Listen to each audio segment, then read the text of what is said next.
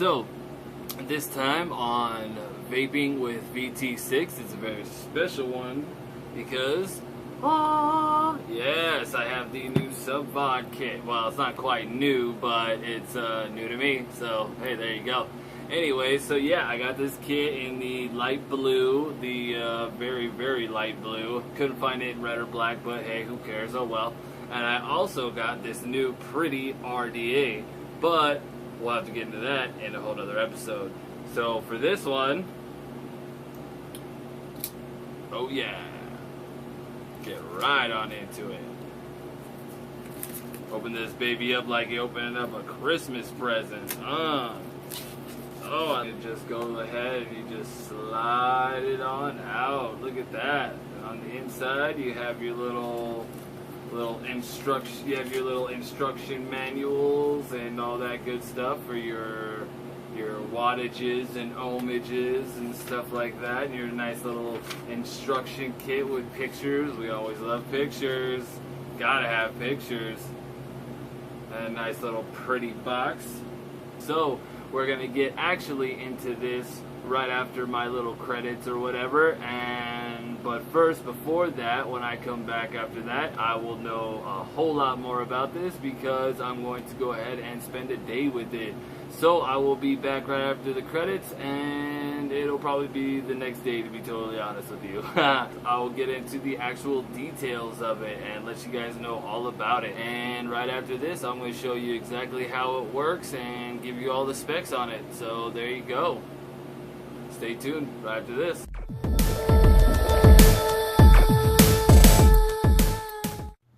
What's up, guys? It's VT6, and we're back so I can show you this lovely kit. Oh yeah, it's the Subvod kangertech kit.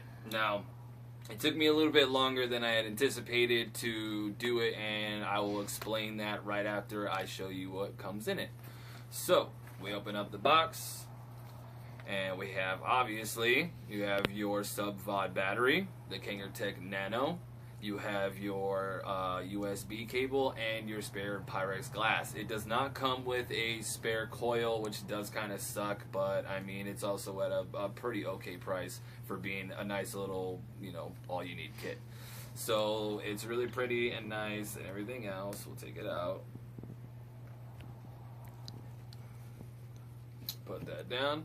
And there it is, there you go. It's actually quite nice. It vapes pretty good, has okay ventilation and everything. The airflows, you have one here, one there, and it also has this little metal bracket on the inside right there where it holds in the coil inside. The way you fill it is through the top. Now, as it'll explain in the instruction manual, when you want to do this, you want to take it off, just off the top, just like that, and you want to fill it in here. And if you could see that, it's you fill it to the side, but you don't want to leave the cap off very long. As a matter of fact, you want to fill this as quickly as possible, because when you take off the cap, it allows gravity to push down the juice into the coil itself through the wicking.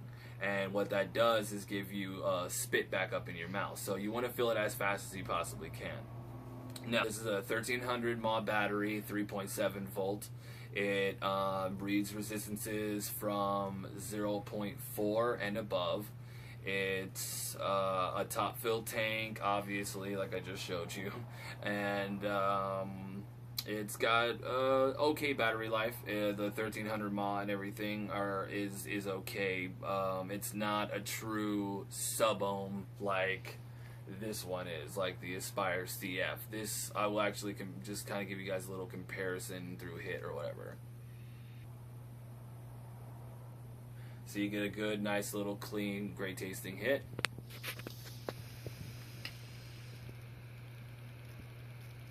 And as you can see, the vapor production isn't quite as much as the CF, but it's still okay.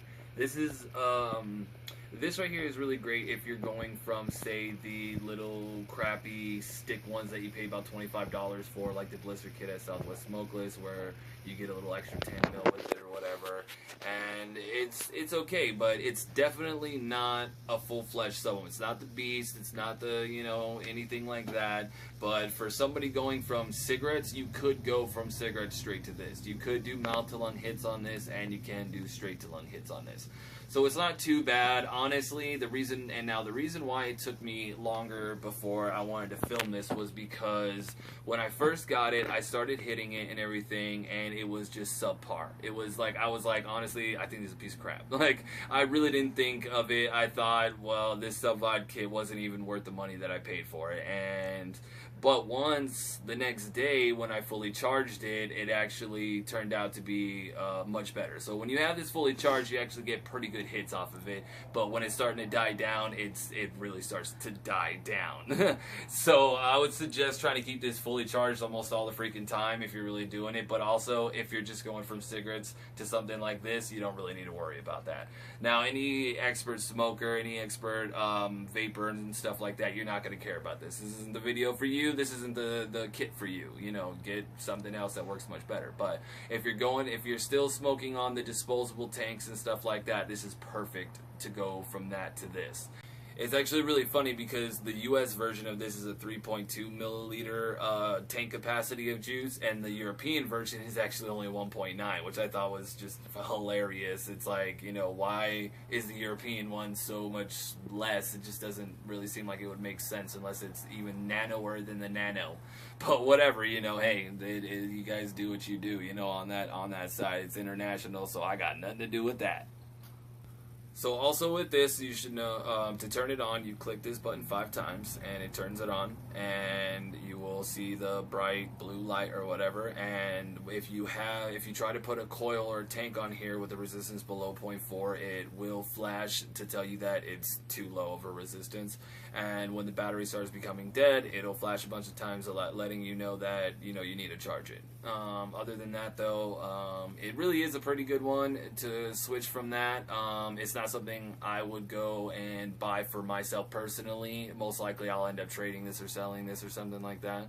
But I mean, it's not bad. I got it in the little purple or whatever. It's better than the pink because that was the only other one they had.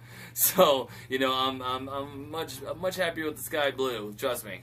And I think you would be too. But I mean, other than that, it's your basic kit. Comes with your basic stuff. It's the SSOCC coil, which is the 0.5. You can get a 0.15 coil in it, but then, you know, you're not really going to get as much as what you're getting on this. And goes up to about 70 watts is the 0.15 and 60 watts for the 0.5 if you decide to put this tank on a different variable wattage mode mod. But other than that, I mean, there's not much really to tell about this. It is just your basic kit. It's the Subvod by kangertech with the kangertech Nano on it. It's okay, but realistically, you just want to get this to go from cigarettes to vaping, and it's perfect for that. But, you know, other than that, it's kind of a waste of money. But so, like, it's not the best or not my favorite. I would suggest other ones. There's a lot of other kits and stuff like that that you could go switching to and everything. But I mean, for the price, it's not too bad. But I would give it a 7 of 10, honestly, out of, like, you know, 1 of 10.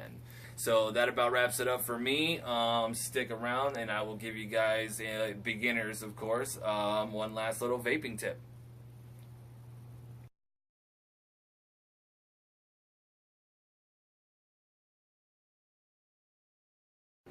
Alright guys, well, that about wraps it up for me. One last tip, as always, for you new RDAers out there and coil makers.